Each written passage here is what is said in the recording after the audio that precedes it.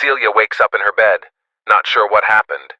Leonis says she passed out because she didn't have enough energy, so he had to give her some of his. It's not clear to her what he's saying, so she asks about Lena's real name. He only says that he is an old sorcerer who came back to life from the crystal and uses skills that no one remembers. He also tells her that his magic can only control death and that he can't really fix her or bring her back to life because he doesn't have the power to use holy magic. He was only able to save her by making her an undeb.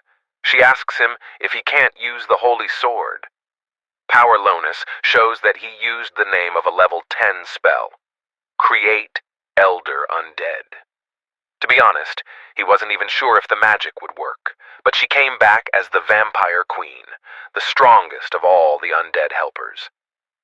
She worries about being a vampire, but Leonis tells her that she didn't have a mother, so her vampire urges made her drink some of his blood. She believes him, and he says he's sorry he wasn't able to save her properly. Lexus decides to listen to her story when she asks. 6 years ago, she lost her city to protect her parents from an attack, and she tells him about it. They both used holy swords and did their best to keep the city safe, she says. She is sad, though, that she had to stay in a home with Regina.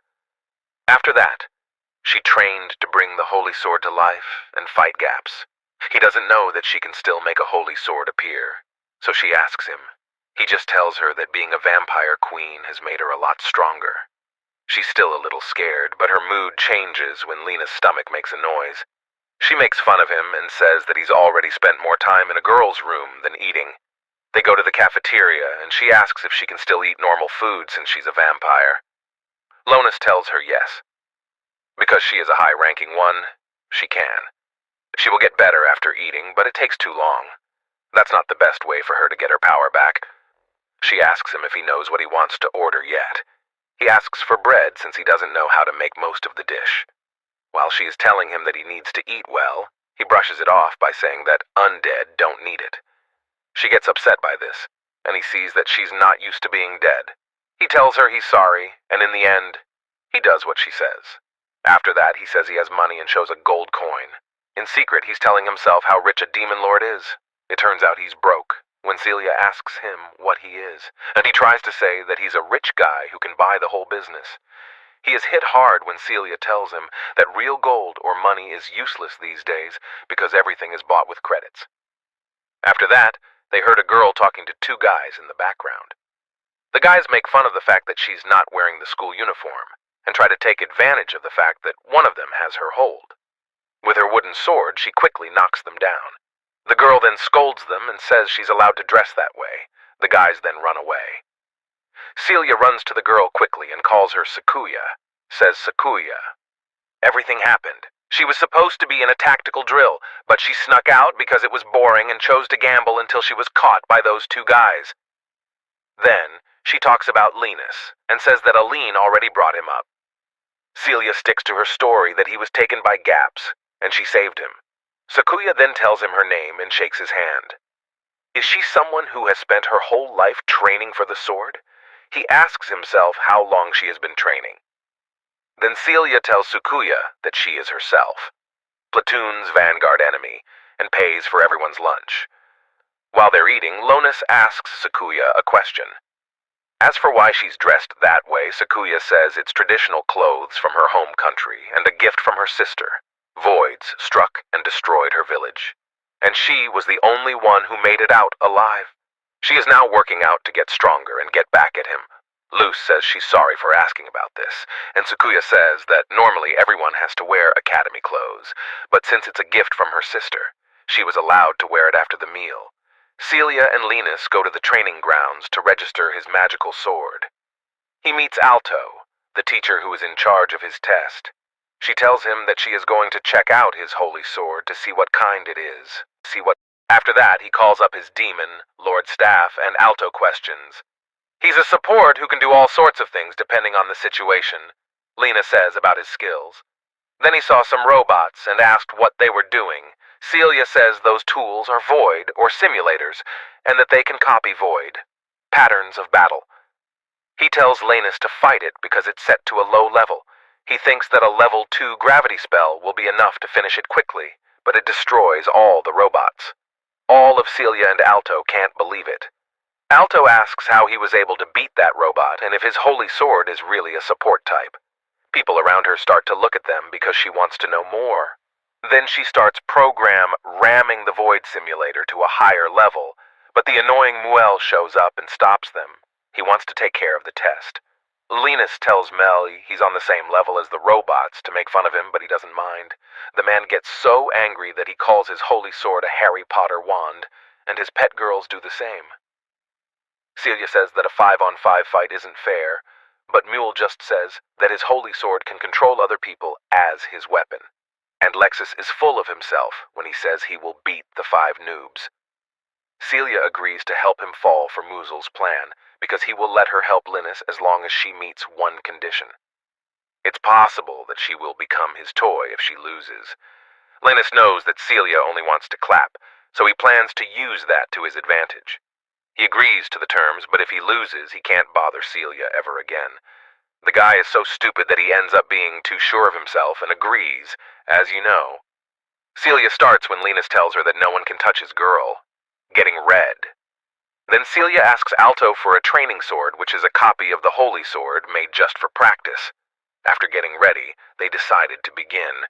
Celia sped forward and hit one of the girls, knocking her down. Then she tries to get Mule, but another girl stops her.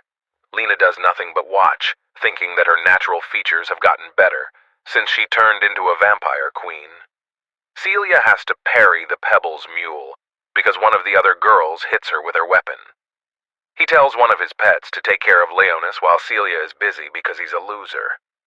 The girl charges forward and attacks with lightning, but Leonis only uses a low-level move, spell to block it with his shadow, and then he holds the girl back with it. Then Celia starts to get the upper hand on the first 2 girls she's beating. The 3rd girl steps forward, but Celia knocks her out. Then Celia chooses to deal with Mule, but all he does is use his wand to stop her. He tells her that this is his real power, the holy sword of dominance, and she starts to understand what's going on. He takes the sword from her and tells her all the dirty things he's going to do to her later, but first, he chooses to deal with Leonis, who's in a bit of a tight spot because the other 3 girls got up and are surrounding him.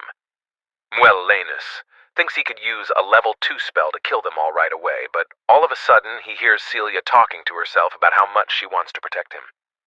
After that, she begs her holy sword to show up. A bright light shows up on her hands because she really wants something. After that, the light changes into a holy sword. Regina, who had her holy sword out, could not believe what she saw. Celia is able to get away from the chains. It's clear that Newell is your loser. What is going on that makes people not believe it, letting Celia move quickly, without any other choice? She breaks his wand in half, freeing all the girls he was controlling. He gives up like a pathetic loser. Everyone cheers for Celia, even Regina, who hugs her right away because she's so happy that she was able to bring her power back to life. Celia can hardly believe she did it later. Lexus helped her, but she thanked him, but he told her she had to do it because it was her duty. She's not sure what to do, but he tells her that it's her job to protect her boss. Even though she doesn't get it, she laughs it off and tells him she will guard him. It's her choice to ask him for a favor after she pats him. So that he can make her stronger, she asks him to join her guards. He agrees to the deal right away. They have a party to welcome them, and Rega cooks a huge meal. The party is also a celebration of Celia's holy sword. Getting up, Aline and Sukuya applaud her and talk about how well he did on the test. They then quickly ask if Celia has already named her holy sword, but she brushes it off. After that, Aline calls Lexus to her room so she can look over his work. This starts the real talk. Their dorm is full, so Luce will have to find a place to stay with someone else. Regina quickly gets to the subject she wants to talk about. During the clap session, she even promised to bake him treats every day. Sukuya also wants a piece of that, but she's been gone most of the day. Aline joins and says she has a lot of plot in her room. Leonis has a lot of choices, but Celia steps in because she sees herself as his guardian. So, she will make sure he has a good night's sleep. The girls think there's something wrong, but Lexus says he'd rather stay with Celia not because it's cold, but because they can keep their secret safe, especially since she needs to get mana from his blood. Like we said, Leonis is checked out in Aline's room. The eye of her holy sword is used to look through his data. Leonis is impressed, but she says she can use it for now. He's not sure what she means, but she tells him that she lost the power of her holy sword and can't do as much with it now. She says that she was in the 7th platoon, which used to be the best group, and that she was their main attacker. Up until 6 months ago, they would often go on void elimination missions. Before they knew it, they were being attacked by holes while looking into some ruins. It was a trick. It was too late now. The group broke up, and she was the only one left alive. After that, she lost most of her power and locked herself in her room. But Celia went to see her so often that she agreed to join the platoon. After looking over all of his molecular information, she finds something interesting. It says that Lupus likes to look at story. She tells him it's bad to be bad. He then sees a map on her screen and asks if he can look at it. She agrees and gives him a tablet with the map on it. As he looks it over, Lupus sees that the void distribution area has changed over the last few months. He then calls Blaka to him and learns from him that the gaps are a lot like the monsters the Dark Lords used against people.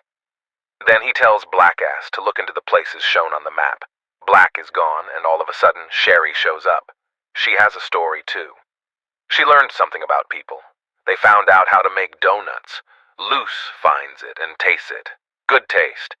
He knows she's only been eating the whole time when she starts taking more food out of her bag.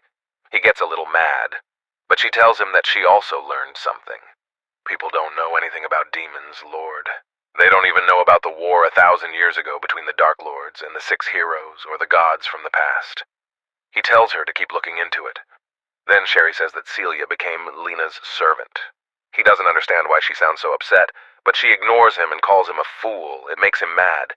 It is said that Celia is a vampire queen who has the secret holy sword power. She is the first thing they need to do to change his spirit lord's army. She gets mad at him and tells him she hates him as she runs away. At the same time, a group of divers is looking into the ruins below. They find a huge tree that looks like a face. The tree starts to strike and call out Lon's name. The divers will watch the next film. See you on the next one. That night